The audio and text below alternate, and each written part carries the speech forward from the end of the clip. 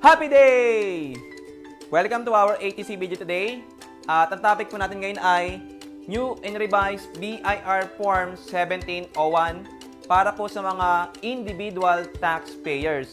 Available na po yung ating bagong annual ITR 1701. Okay? Yung meron pong mga certificate of registration, tignan nyo po sa certificate of registration nyo, meron tayong makikitang income tax. Okay? Income tax if you are self-employed and or professionals. Okay? At yung income tax po natin, 3 quarters, first, second, third, at isang annual ITR. Ito na po yung annual ITR natin, 1701. Okay? Yung iba po, hindi sila nagpa-file ng quarterly ITR. I do not know why. Pero, ang compliance po ng income tax natin na makikita nyo sa Certificate of Registration ay 3 quarters, first, second, third, walang fourth.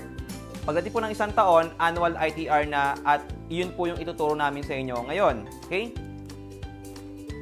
Ito po yung tsura ng ating annual ITR 1701, BIR Form 1701. Huwag po kayong gagamit ng lumang Form 1701, okay? Before our train law, yung may revision date na June 2013. Because 12 pages pa yon at old pa yung tax table doon. Which means na first bracket lang, 0 to 10,000 pesos ang taxable income mo. 5% na kagad yung babayaran yung income tax. However, because of our train law, 0 to 250,000 pesos, annual taxable income, 0 na yung babayaran mong income tax. Okay? So, please use the new and revised BIR Form 1701 na makikita niyo po sa left side natin. Okay? Para kanino yan, sir? Para kanino yung annual ITR 1701 na yan? Para po yan sa mga allowable itemized deduction as method of deduction from their gross income. Yung mga individual taxpayers, professionals, estates, or trusts na pumili po ng allowable itemized deduction. Okay? Para din po yan sa estate and trust, just in case the estate and trust ay pumili ng 8% income tax rate or 40% optional standard deduction. Applicable din po yung ating annual ITR 1701. Applicable din po yung bagong form na yan sa mga mixed income earner. Mixed income earner means meron tayong source of compensation income from our employment plus business income or professional income from our business or practice of profession during the same taxable year. And ang taxable year natin ngayon ay ipa-file ay 2018. So, mixed income earner tayo at ang mixed income earner ay required mag-file ng annual ITR. Anong annual ITR? 1701. Okay? Sa mga special rates po na individual taxpayers na merong special rates or mga exempt po na individual taxpayers like the BMBE, we will discuss po in details kung ano yung BMBE, how to avail the BMBE, what are the benefits of BMBE. Okay? Didiscuss po natin yan in details. Gagawa po tayo ng ATC video. Kasama po yan sa RWB book nyo, how to file and pay your annual tax returns. Gumamit na po tayo ng annual ITR 1701 bago po if you are special rates o kaya exempted tayo from income tax. Even if exempted tayo sa income tax, required pa rin po tayo mag-file ng annual ITR. Okay? Annual ITR 1701 na po ang gagamitin natin. Ang problema lang po, hindi pa po available sa EFPS or Electronic Filing and Payment System yung ating bagong annual ITR 1701. Available pa lang po yan sa EBIR. Meron na po tayong new version EBIR 7.4. I-download nyo na po yon at i-install nyo sa computer nyo. Wag lang po sa Mac. Hindi po tinatanggap ng Mac computer ng Apple yung ating EBIR software. Sa Microsoft Operating System lang po. And sa mga manual filer po, available na rin po yan.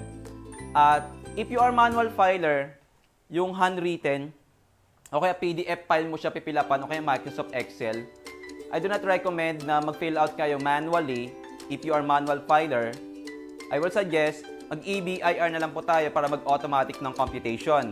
Kaya nga lang po, until this date, March 26, 2019, meron pong konting bug or problema sa ating annual ITR 1701 using the EBIR forms. Okay? Hindi po nagko-compute automatically yung ating tax due sa first page. So, lagyan nyo na lang po siya. Lagyan nyo lang automatic. Kayo na lang po maglagay manually. Okay? And hindi rin po available yung ibang taxes, ay ibang expenses natin from our previous ITR 1701 dito sa ating new BIR Form 1701. Mag-attach na lang po tayo ng additional sheet. Nakalagay naman po doon. Okay? Tsaka madali na po itong pilapan. Okay? Gagawa po tayo ng separate ATC video para ituro po sa inyo ito kung paano pilapan in details. Libre po yon sa mga merong RWB book, How to File and Pay Your Taxes. Okay? Again, hindi pa po ito available sa EFPS. And if you are EFPS filer, susundin po natin yung sinabi ng RMC 37/2019. Ang sinabi po diyan, yung mga EFPS filers, gumamit na muna ng EBIR. I-file natin online at bayaran natin sa bangko within the jurisdiction of our RDO. If without payment, you have to go to your RDO para ibigay natin yung ating annual ITR together with the attached requirements, okay, attachments sa ating RDO. Kailan po? Wala nang iba kundi on or before April 15, 2019, covering the calendar year 2018. Huwag po kayo mag-expect na mag-extend ng deadline ng BIR kasi walang legal basis yon. Wala pong guarantee na mag-extend sila ng deadline.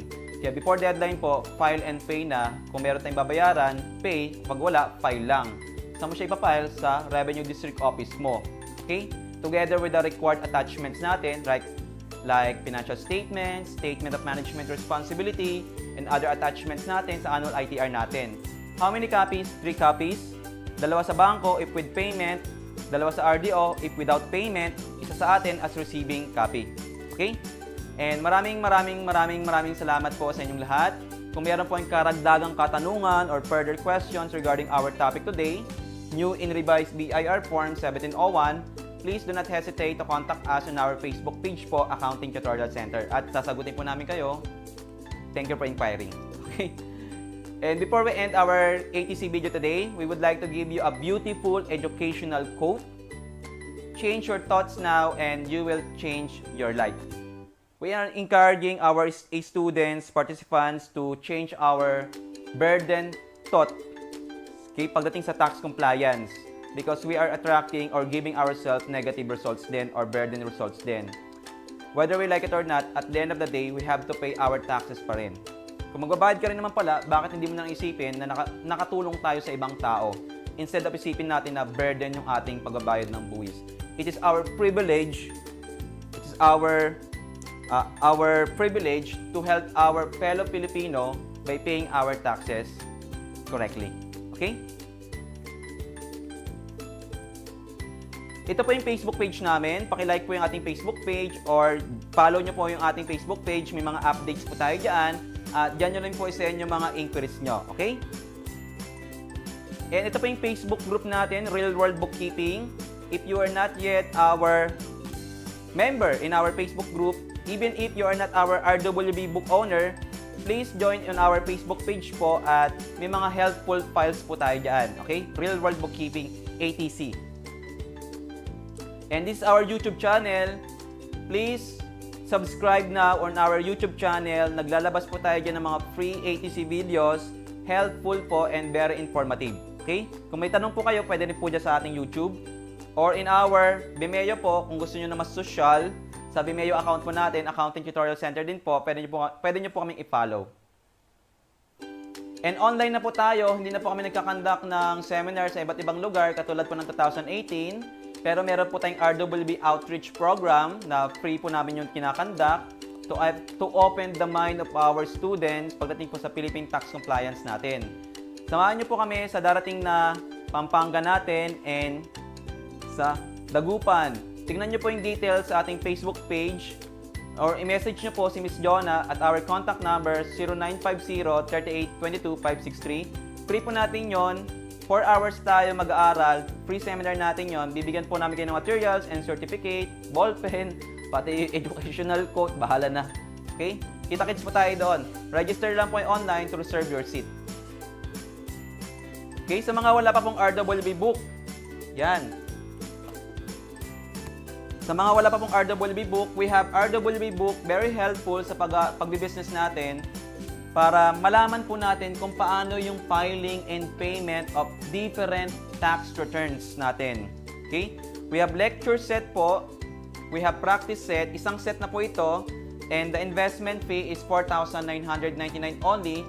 Lifetime investment na kapartner po natin sa pagbibusiness natin. Whether we like it or not, we have to comply or deal with the Bureau of Internal Revenue. So we should be equipped properly by right education kung paano po siya i-comply. Okay? And if you have further questions regarding our book, sa mga RWB book owners po natin, available na po yung mga ATC videos natin. Watch and learn lang po. Pakilagay lang po yung RWB book number natin and you will now watch and learn at your own time. On time, on day, kung kailan na po available, kung ano lang gusto nyo pag-aralan. Okay? You may message us on our Facebook page po kung meron tayong other concerns. In our bookkeeping, kung gusto nyo po matuto kung paano mag-record ng transaction sa books of accounts, cash receipts journal, cash disbursement, general journal, general ledger, tapos isa pong practice set natin na book. Isang set po yan, ipapadala po namin sa inyo, pre-shipping. Pre-shipping po yan. At mag-aaral po tayo online na. Pwede na po tayo mag-aral online, papadala po namin sa inyo yung libro, at hindi nyo kailangan basahin para mapag-aralan kasi ituturo po namin sa inyo online. At your own time, chosen day. Pwede na po tayo mag-aral. Okay? Free shipping po within the Philippines. The investment fee is 4,999 only. Walang-wala sa magiging penalties natin kapag walang laman yung books of accounts natin. Okay? And our RWB book, How to Make Your Own Financial Statements. Ito po. Kung gusto niyo pong matuto kung paano gumawa ng inyong financial statements, meron din po kami RWB book. Meron po tayo ditong format ng financial statements. Tapos ka-copy-paste na lang po natin yung ginawa nating trial balance. Okay? Yan. Ito po yung format ng ating income statement. Yan. In accordance po yan with the BIR Revenue Regulation 7/2007, yung 5 components ng financial statements, hindi 2, hindi 1, hindi 3, 5 yon. Income statement, statement of changes in equity, balance sheet, cash flow, and notes to financial statement po. 5 po yung ating pag-aaralan. Copy-paste na lang po tayo. At pag-aaralan po natin to online na. Okay? Free shipping din po ito and the investment fee is 4,999 only.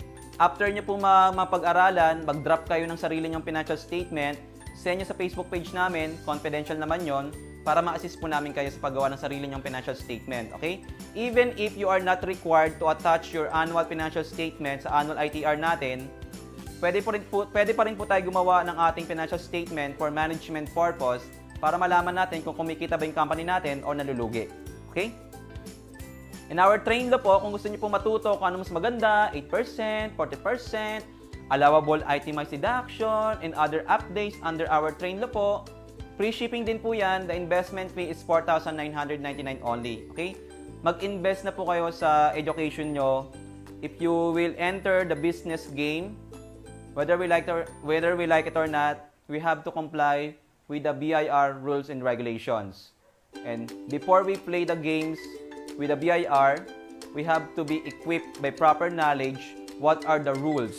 What are the rules in complying with the BIR rules and regulations natin? Okay?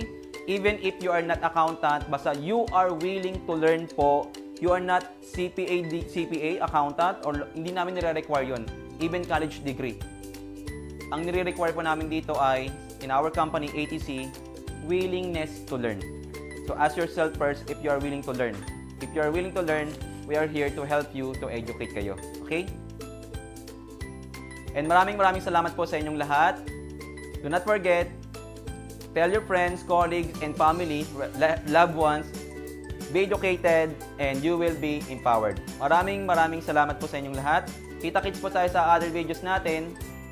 If you have further questions dito regarding our topic or even if beyond our topic, please send us a message in our Facebook page po. Okay? Maraming salamat po. This is your RWB speaker, Mr. Mark Lord M. Bumagat. Be educated and you will be empowered. Maraming salamat po. Kita-kits po tayo sa other videos natin. Bye-bye!